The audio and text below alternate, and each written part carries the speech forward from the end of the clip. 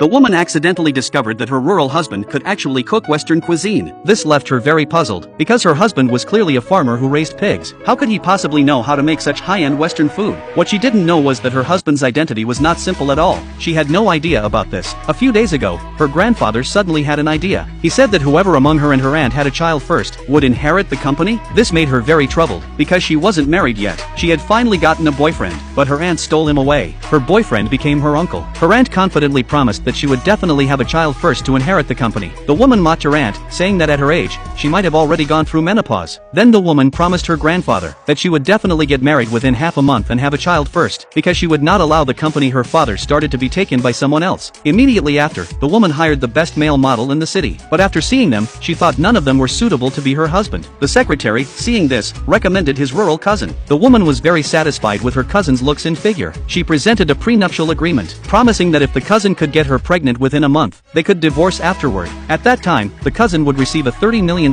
settlement. Then the two of them went to the Civil Affairs Bureau to get their marriage certificate. The woman arranged for the secretary to send her new husband home, but when leaving, she saw the national richest man's convoy. She didn't greet him, because she thought she wasn't yet qualified to be friends with the richest man. Little did she know, the richest man was actually her new husband. Even the secretary was an undercover agent placed by the richest man. The CEO hid his identity and pretended to be a farmer, just to pursue the woman he had secretly admired for a long time. At first, he held flowers, ready to confess to the woman, but when he heard her reject another suitor, he realized that she wasn't willing to marry a man wealthier than her. So, the CEO secretly invested in the woman's projects over the years, just hoping she would quickly grow into a wealthy woman. That evening, when the woman returned home, she saw her new husband making Western food. She immediately became somewhat suspicious. The CEO lied, saying that he learned the Western recipe online. After hearing this, the woman dismissed her doubts. After dinner, the woman couldn't wait to begin her baby-making plan. The next day, the woman came to the company for a meeting. Her grandpa gave the tender project of the richest man's group to her aunt. She immediately objected. Her grandfather then insisted that they each submit a project plan, and if the woman lost, she would have to step down as CEO. If the aunt lost,